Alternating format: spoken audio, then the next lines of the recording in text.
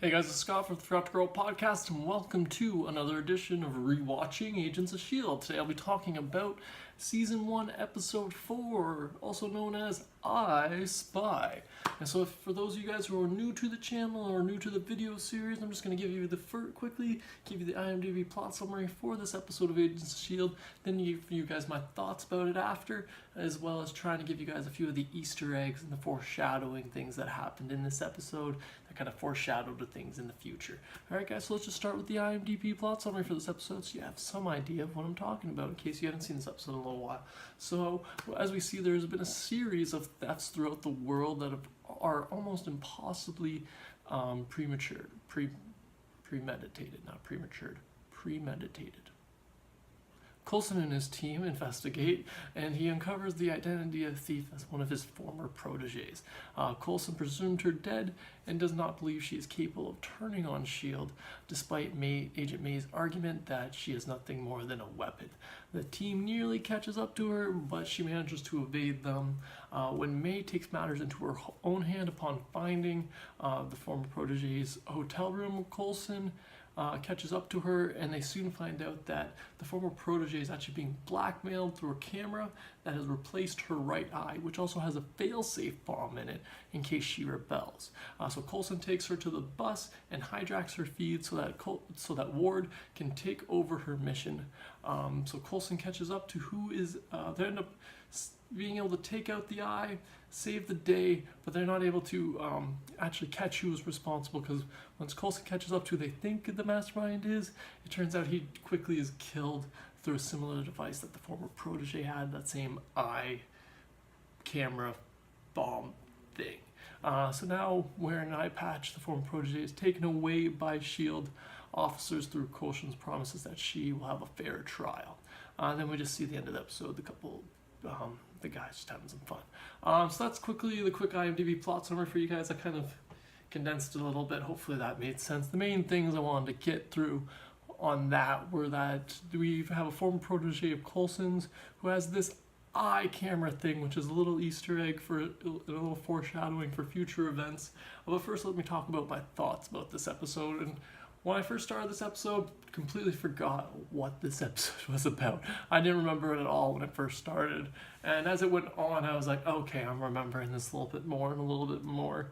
I did start off not slow, but it started off interesting, and the action was kind of muted because they decided to go to black screen instead of showing, like, they blacked out the screen instead of showing some of the action. But overall, this episode was pretty good, as most episodes are of Agents of S.h.i.e.L.D. I'm a sucker for this show.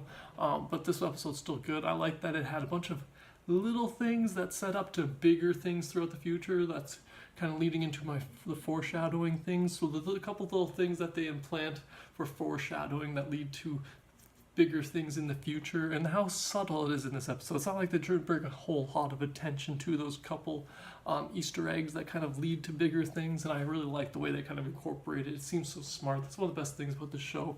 They'll have these little things that they'll bring back. Just a robot eye, but it's more than just a robot eye, you know what I mean? So it's more than that. So I just really enjoyed that about this episode in particular. I also thought I did a great job of giving each of the team members just something to do. It's hard when you got a bigger team, a bigger ensemble TV show, to make sure that everybody's got some kind of equal part to do. And for the most part, they had everyone doing a pretty good job. And I thought that this episode did a pretty good job of not forgetting anybody or leaving anybody out of the cast and team. But yeah, let's talk about some of the things that led to foreshadowing into the future, guys. Some of the Easter eggs and little things that I picked up on this episode. One of the first things I liked is at the beginning where we see that they're still developing the night gun, or the Icers. I think Icers might have been DC, if I might be mixing those names up. But the point is, it's a non-lethal gun, which I really enjoy that these superheroes shows make sure to include. And it's cool that Agents of S.h.i.e.L.D. is making sure that they had theirs in pretty early, so that you have a non-lethal way for these agents to take down people, as opposed to every time they're in a firefight, they have to figure out some kind of unique way to get around it.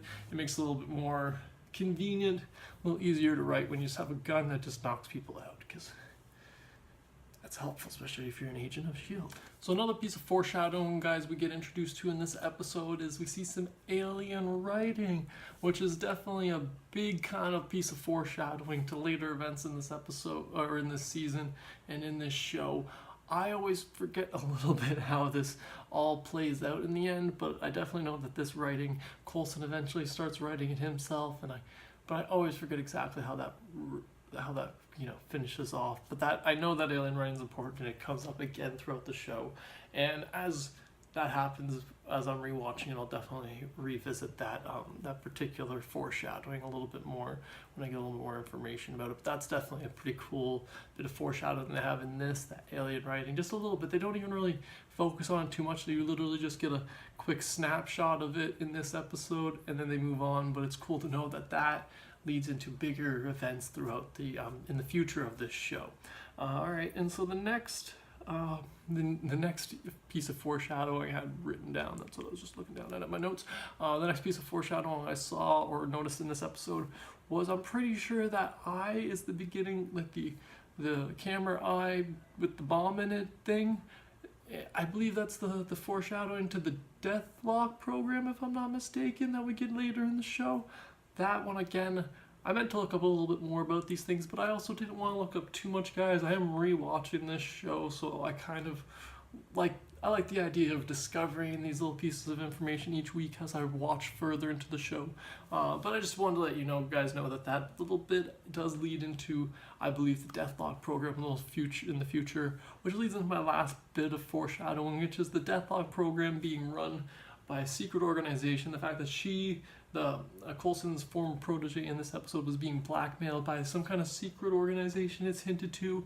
It's hard to tell. Like, they kind of hint to it because it's like, wow, this technology is 10 years ahead of where S.h.i.e.L.D. thinks they are. So this obviously it takes a little bit of funding in order for this company, or this organization, not a company, this secret organization, to be able to put a freaking robot eye in a lady and blackmail her. So, and this obviously is a secret organization, I believe is either the Hydra or Hive.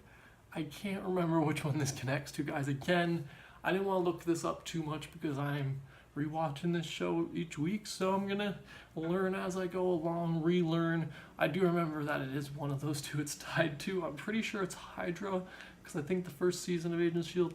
ties into Captain America Winter Soldier, when Hydra, reveals that they're, had infiltrated S.h.i.e.L.D. and parts of the government.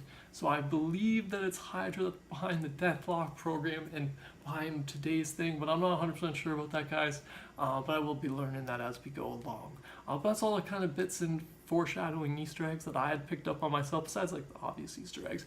But the kind of bits of foreshadowing that I had picked up. But definitely let me know in the comments below, guys, if you noticed anything that I missed, or if you want to correct anything that I was saying.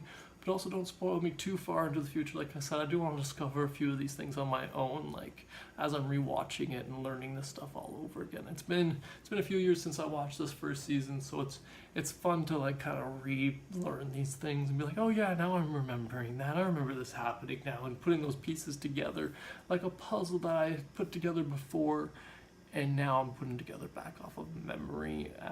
They give me each piece each time I rewatch an episode. But definitely let me know, guys, if I missed any down in the comments below. But that brings me to the end of this episode of Rewatching Agents of S.h.i.e.L.D. So thanks for joining me this week, guys. Be sure to subscribe to the channel if you guys want to keep up with me rewatching Agents of S.h.i.e.L.D. each week, or any of the other fun channels or videos we make on the channel. And don't forget to subscribe to the Forgot to Grow Up podcast on iTunes, Spotify, or wherever you find your podcasts. But thanks again for joining me today, guys. Have a good rest of your day.